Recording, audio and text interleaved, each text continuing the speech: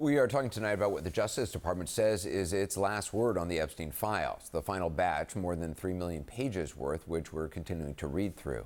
They are, no surprise, extensively redacted, though Deputy Attorney General Todd Blanche today said that lawmakers will have access by request to unredacted materials. Joining us now is Virginia Democratic Congressman James Walkinshaw, who sits on the House Oversight Committee.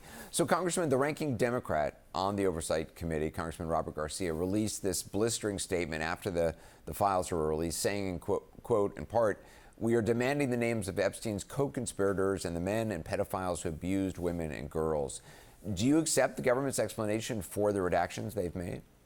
No, I don't. I mean, look, the Trump administration and the Department of Justice has slow-rolled this release at every turn.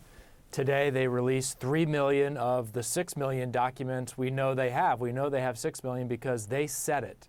They released 50% of the documents, and the 50% we have today are heavily, heavily redacted. So they continue to cover up the full truth that's in the files. So we're going to continue to push. The Oversight Committee's investigation will continue throughout this Congress and into the next Congress, I suspect. We're not going to stop until we get the transparency that the survivors are demanding.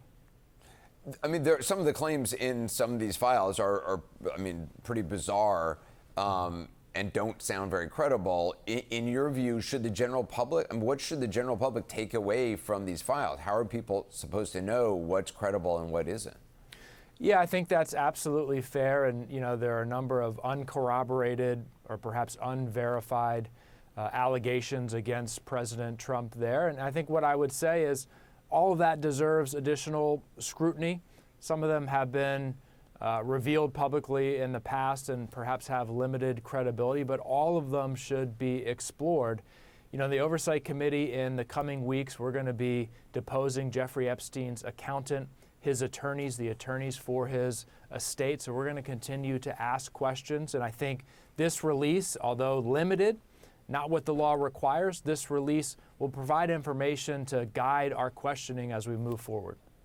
Among the materials that the Deputy Attorney General Blanche said were withheld from this release were files that would jeopardize an active federal investigation. Is it clear to you what investigative avenues remain at this point, or if there are any active federal investigations ongoing into this?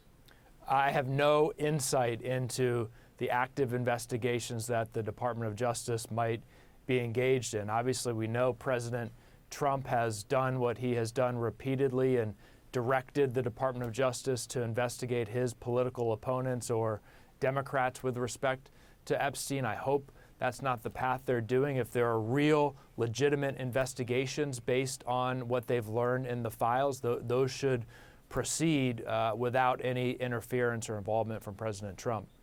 And as we mentioned, the Deputy Attorney General Blanche said that unredacted files would be made available to lawmakers who coordinate with the Department of Justice. Is there a plan to do that? I mean, obviously, it's a lot of files. Is that even possible?